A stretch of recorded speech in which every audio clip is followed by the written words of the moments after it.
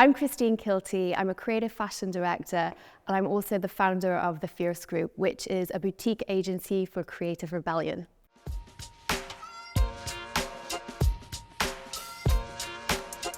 Well, I've always believed in a no rules approach. So if there are any rules, I'm completely oblivious to them because I've never actually followed any. So I guess I'm just breaking them all the time. But I think the thing that really makes my work stand out and brings me more success is like valuing my network. And I think this is what a lot of people don't talk about. They talk about themselves, they talk about their portfolio. But a big thing for me is actually, yes, I know a lot of people, but I don't see people as mere contacts. I really love to, connect with people, engage with people, delve into their story, see where they're from, what they can bring creatively to the table. And for me, I think that just adds so much value to my work and helps me stand out. And then secondly, what I would say is the reason I got into this is because I love the clothes, I love the fashion. So I'm not doing it because I want to work with celebrities or I want to work with influencers or I want like a certain kudos for something. I actually adore clothes. I love the craftsmanship that goes into everything. And that's what gets me really excited and that's what gets me up every day. So that's like the driver for me. So everything else is quite secondary. So it's really just the people and the craftsmanship that goes into the clothes. And I think that's what helps my work stand out because it's driven by something that's actually really authentic and very, very personal to me. And then anything outside of that is just gravy.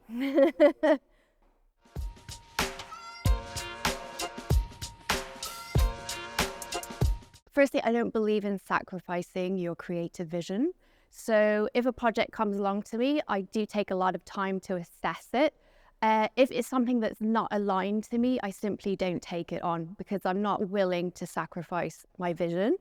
And I know people might say, oh, well, that's well for you. I need to work or I need the money, I need X, Y, and Z. And what I would really say is if you focus on what you love and focus on, clients and projects that really align to you and your values and your passion, then you will automatically bring those to you and you never really will have to sacrifice anything. At the start of my career, I did take on some projects where I thought, oh, this isn't really aligned to me. And they're always the ones that end up being the absolute headache where the clients take the piss and basically you work like double or triple the amount of time that you're being paid for. So, I've learned the hard way that you really have to follow your heart and never sacrifice in any shape or form. And if you stick to that, you will always do projects that you absolutely love and you will draw clients to you that really value you. In terms of compromise, there's always going to be compromise. So compromise is quite different to sacrifice, and compromise isn't a bad thing. Compromise is usually a really great thing that drives the project forward more. You'll always have to speak to your team and everyone brings like that very special essence to the table. And sometimes there'll be a little compromise here and there with a client, but that can be really, really special and it's something I embrace. And I think in terms of like balancing compromise with strategic business decisions and creativity, I think one example I can give is when I did a cover for Chanel. And obviously it's a really big brand, but I also have the magazine and their readership to look after. But I also want to value the codes of the house and, keep the client very, very happy. So you can find ways to compromise and balance your creative vision, such as I cast one of Chanel's muses. So I'm like, I know it's a model that they're going to be really, really happy with. So it was, I think Ola Rudnicka. She was the face of the brand a couple of years ago. And then I also knew that the Ritz Paris is very special to Chanel. Coco Chanel had stayed there a lot of times, so it's a hotel that has a history with the house. And I also know that the artistic director of the brand really wants you to follow a full look policy. So I was very strategic in my decision doing those three things, but then still stuck to my creative artistic vision. So that's a way that you can balance the business and strategically balance your creative vision and keep everybody happy.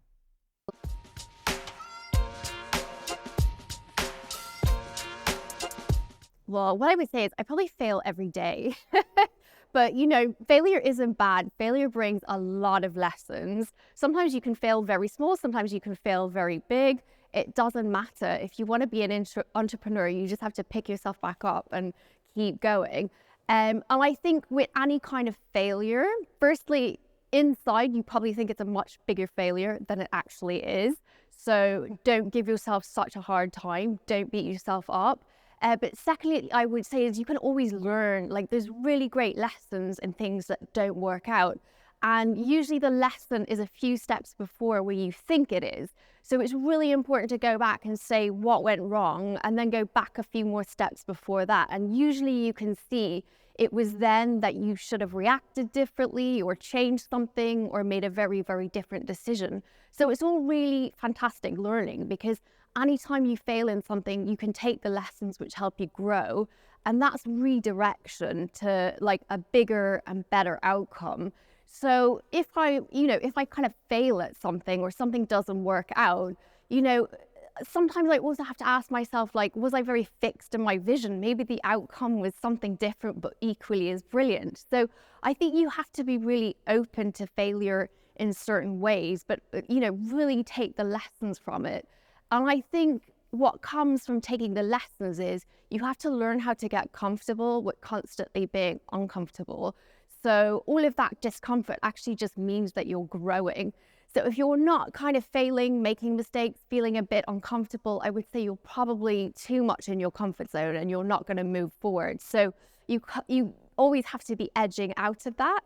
I would say one of my biggest recent failures, which is, I always take the approach when life throws you lemons, make lemonade. So, I think it was last year, I had actually moved out of my flat in London. I'd been headhunted for a job, which was a 3-year project abroad. And basically it was like, dream position, global image director style position. And I moved out of my flat. Everything's in storage. I'm ready to go start my new job. And then they put it on ice. They had some really big internal issues. So I was like, oh my God, I have nowhere to live and someone is now living in my flat. And I just thought, okay, well, this, I could take it as like, this is like my career bombing or it's a massive failure. Or what is the great thing that's come out of this? Well, my schedule has been cleared for 6 months. So I'm like, okay, well, I'm going to write a book now. Here's the time to do it. I've got this. So I'm like, okay, what are all these side projects that I've always wanted to do? Now it's the time to do it, because there's literally nothing in my schedule. So from something that people might say that's a really big failure, I turned it around where I was like, I'm going to wake up every day and set myself a schedule and write a book.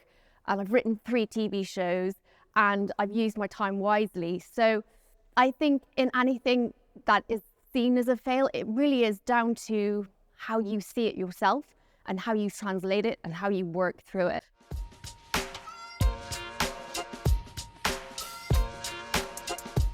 There's one lesson that I learned from Karl Lagerfeld really early on in my career, and it's be aware of everything that everybody is doing, but don't compare yourself, don't compete, and don't try and keep up. So that's a very different mindset to comparison and competition. I think if you're in that comparison, it's very easy to fall into lack. And then you're looking at your own projects with a gaze of lack, and that can become quite negative. Where if you were just really focused on your own work with an awareness of what's happening in the industry, but without a competition, that brings a very different energy to your projects. What I will say is I'm probably the most competitive with myself, but I think in life in general, not just the fashion industry, our biggest competition is the self. We are always competing with ourselves, whether we realize it or not. So I spend a lot of my time working on self-mastery so I can change the way I think, or I can change the way I approach things, or I can change the way I react. So for me, in an industry that's deemed highly competitive, I must admit I'm quite unfazed, but I think that's because of how I work on myself. What I will say is I do surround myself with people who were on a similar kind of vibe or a similar wavelength. So, they're really good, kind, compassionate people who are super creative, that have respect for everybody, who all come from very diverse backgrounds. and everyone just brings the same type of energy to the table. So that's how I navigate the industry. I only surround myself with people like that. And if someone behaves in any other way, then they don't get hired a second time.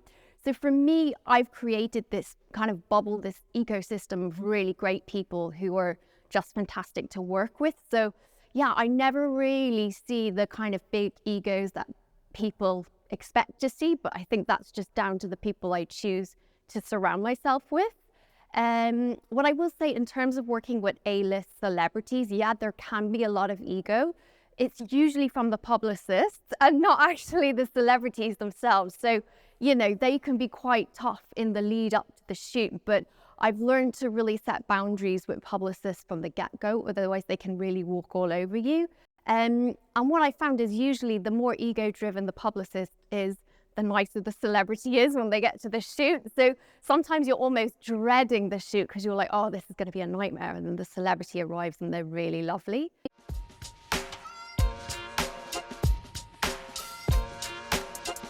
So firstly, don't even try to stay up with the global trends because it's all moving so fast. There's probably like a trend every 60 seconds at this point. It's ridiculous. You can't keep up. Don't try to.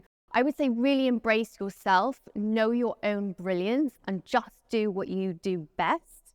I mean, a common thing that I've seen at London Fashion Week over the last few years is younger designers feeling that they need to compete with the likes of, you know, Chanel, Dior, Louis Vuitton that are doing these massive shows with, you know, so many looks. And you see young designers that are sending 30, 40 looks down a catwalk and really like, they're not sending 40 all killer looks, you know, they're sending maybe like 10 really great looks and then 20 like very average looks down the catwalk. But B, that's just ridiculously expensive for a young designer to keep up with. So what I would say is don't try and compete with really big brands. Just do what you do really well. Like if you're creating knitwear, send 12 to 15 of your most incredible looks down the catwalk. It will be more memorable than 40. I always say all killer, no filler.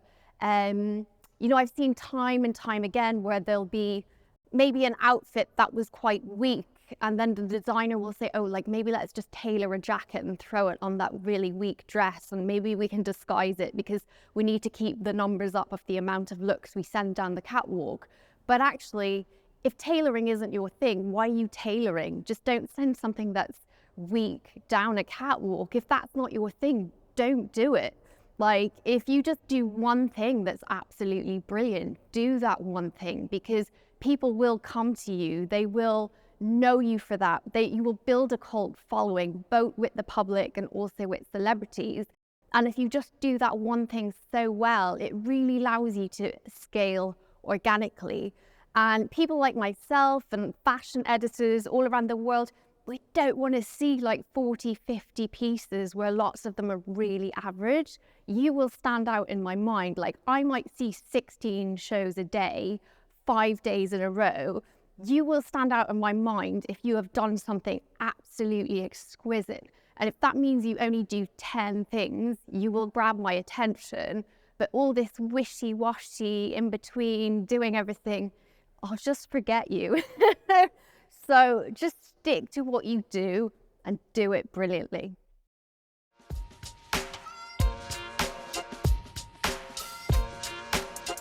So I'm really aware that I need to look after myself, particularly when projects are coming hard and fast or when I'm constantly flying around the world.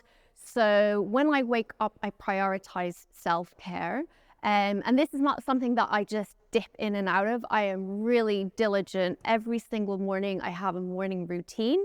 I wake up, I meditate, I do breath work, I do EFT tapping.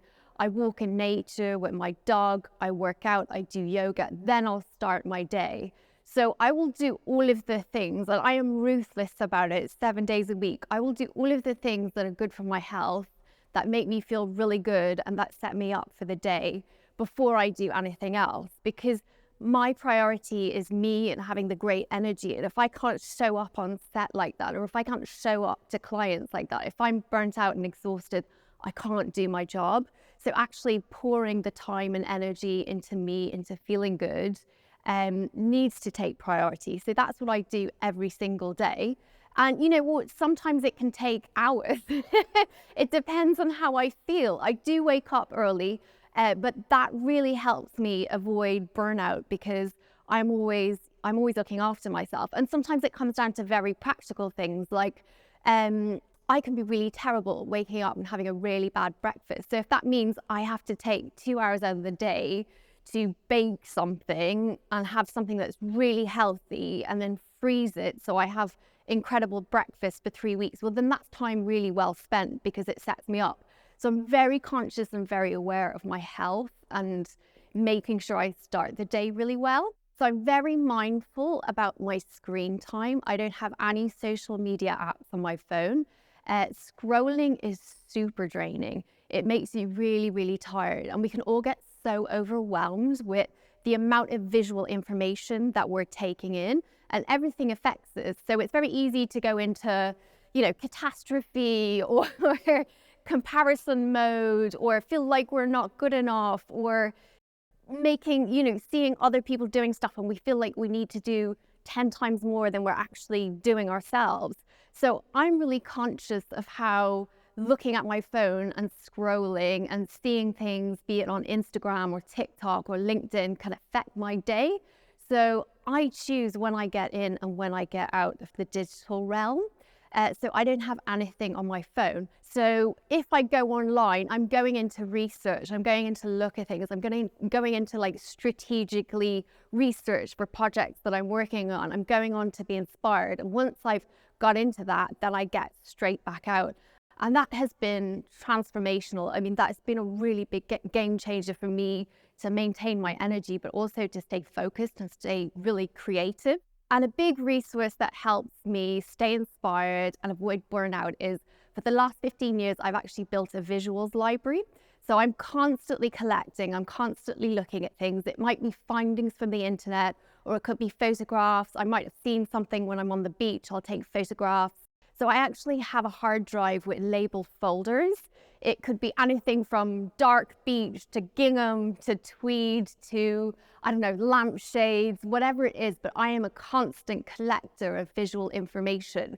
So no matter what brief I see or what task is presented to me, I will always have visuals to hand and visual information that I can go to and build upon, so I never get stuck and I'm always inspired.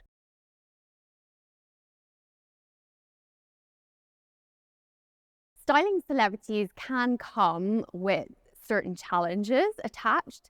For example, if you're styling celebrities for the front cover of a magazine or for a portrait for a magazine, you may find that there's a lot of brands who love working with that celebrity, but they don't want to be featured in that particular magazine, or vice versa.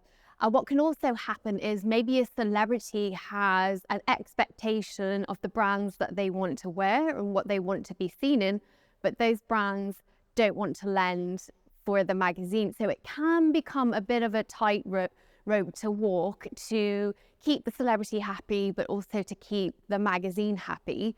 And sometimes you may have to look outside the box a little bit and find some new designers or independent designers that kind of straddles both sides. What I will say is, in terms of creating trust and creating a really great dynamic with a celebrity, is from the get-go, as soon as they enter the room, I always show up, warm, professionally, but also as an expert in fashion. I know what I'm talking about. I've edited the rail. I do take their opinion on board. I ask them what do they think or what they like. I'm always mindful that I am dressing a person who wants to express themselves as themselves, and it's my job to show them as the most brilliant version of themselves. So all of my, really creative, extreme, conceptual ideas, that can all go into a fashion editorial when I'm dressing a model. But if it's a celebrity, depending on the brief, but most briefs, they just want to look like a really great version of themselves. So if that means bringing them an array of biker jackets, white t-shirts and jeans, if that's their style, then that's what I'll show up with. There might be a few things here and there that could be a wild card, but really just bring it back to them and who they are and what the brief is saying.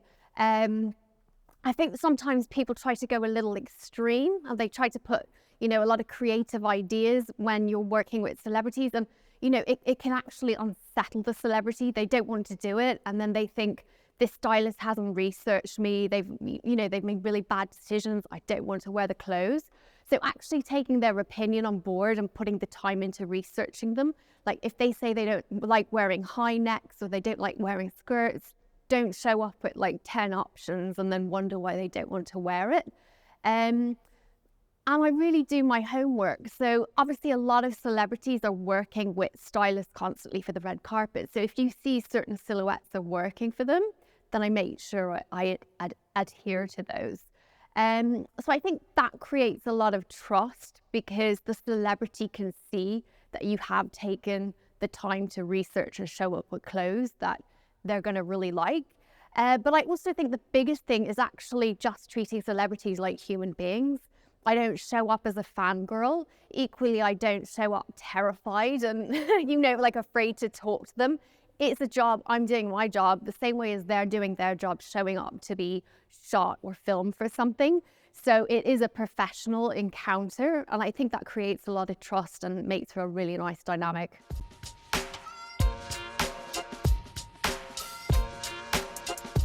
So there's so many things that creative directors and the fashion community need to do. We all need to work together as one big ecosystem. And I think for me as a creative director, it's not just what do I do when I'm on set or when I'm shooting, it's what I say when I'm talking to people. It's how I make my decisions of the brands to work with. And this all comes from a multitude of factors across the blanket of sustainability, shall we say. I mean, for me, what's really important to me is I'm an animal rights activist. So I have never shot for an exotic skins and I refuse to. And I think that is the future, like cutting exotic skins and it would be really great if leather could be dropped as well, because no one needs to die for fashion. Animals don't need to die. We don't need to harm anyone or anything for fashion or to look great or to have really great styles. And I know people might say, oh, but like fur or leather, it's natural. But the process that has to go through so that you can wear it is so highly toxic. It's so pollutant. There's so many chemicals that are put into the soil and into water systems. So it's really, really terrible, not just for the animals, but also for the impact on the environment. So for me, on a personal level, that is something that I refuse to work with. Bizarrely, I was asked to do a campaign, creative director campaign for a handbag range that was all exotic skins. I'm kind of thinking, have you researched me whatsoever? So yeah, I mean, the job was really great. It was really high paying, but I was just like, no, I'm not going to do it. It's not for me. So I think just standing my ground and knowing my ethics and what I believe in is contributing to the message of sustainability. So how I can have an impact on sustainability is really speaking to people about clothes that they're wearing and being aware that if you are buying something that's £6, you need to look at, okay, if that was grown somewhere, say it's cotton, it has to be grown, then it has to go off and be cleaned and washed, then it has to be spun into yarn, then that yarn has to be woven into fabric, then that fabric has to go to a supplier who sends it to a designer or a factory, and it gets turned into a garment, and then it gets shipped to you. Then it goes into a store with a markup that's more than double what it costs to make.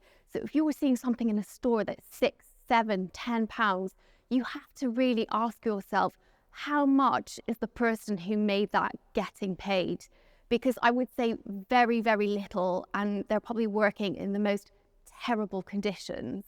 Now, I appreciate, particularly now more than ever, it is such a struggle. Not everybody has a lot of money. It's very challenging times that we're living in. So I'm not saying you should feel bad if you are purchasing something that is maybe kind of, a lower price point. And it doesn't mean that you have to go buying luxury items. But there are ways that you can work with the budget that you have to be really mindful of the impact, not only to the impact to animals or the impact to the environment, but also the impact to the people who are making your clothes.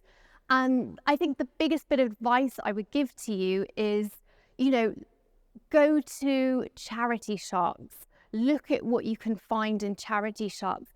Forget about the brand, like the brand doesn't matter. Look at really amazing fabrics, look at fantastic structure. You might find something that's £7 that's actually worth about £200. So you can use your budget, but you just choose to spend it in a completely different way. So I think as a creative director, the biggest thing that I can do is hold up a mirror to you. And this will have more impact than any front cover or advertising campaign that I do. Being aware of where your clothes are coming from. For example, what we see a lot, unfortunately, both with fast fashion and also with luxury fashion, is there is an element of modern slavery attached to fashion. And this is where I advise you to really research where your clothes are coming from. And I know a lot of people say, oh, maybe things are happening in other parts of the world. Well, yes, but it's also happening on your doorstep. It's also happening in Europe. For example, in Italy, we had, a lot of documentaries that have uncovered that migrant workers that were working in tanneries, were being abused, were being massively underpaid. They were losing fingers, they were losing hands. And if they complained or went to the hospital to explain what was going on, they were beaten up by their employers. And this is happening, and then that leather or whatever it is that they're making goes up the supply chain and gets sold on to luxury brands who may or may not be aware of what's happening further down the supply chain. So there needs to be absolute clarity throughout the supply chain, which we don't have right now. It's really important if you want to be sustainable, and for all of us as a creative industry to be sustainable, we must also look to charitable projects where, charities are working with garment workers or working with people who are in fields picking cotton, for example, and actually being able to identify what brands are working with these projects, what brands are really trying to make a difference. And I would encourage you to then invest in those brands and shop with them and make very, very different decisions. Now, this doesn't, you could delve into a whole rabbit hole, but it doesn't require hours and hours of work. You could go to, for example, Trade, which is a charity, it's a charity shop chain in the UK, but they take a large percentage of their profits and they put them back into very charitable projects. For example, one project they have in India is they found a lot of the factory workers, the garment workers, the textile workers, couldn't show up at work because they had to leave their children at home. And unfortunately, there was people stealing children and trafficking the children. So what Trade and some of the local charities have done is they've actually worked on projects where they set up creches, where they bring all of the children together and they help them with their homework and they give them meals so that their parents can then go and work in the garment trade. So, it's just projects like this, if you make yourself aware of and find out what brands are actually investing in projects like that, then their heart is most likely in the right place. So they're the brands that I would encourage you to invest in. And, sometimes these brands there might be a very different price point to a fast fashion brand, to someone who's really trying to be very ethical and very sustainable.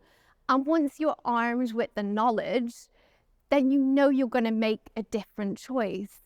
Because when it comes down to sustainability, it is what are we going to do as an industry? What are fashion designers going to do? What are brands going to do? What are factories? What are creative directors like myself going to do? But actually, what are you going to do as a consumer? Because actually, you're the one with the most power. And I think this is the thing that everybody overlooks, is that you can vote with your feet and walk away from the brand. And if everyone does that, they have to react. So research where your clothes are coming from. That is the most sustainable thing you can do.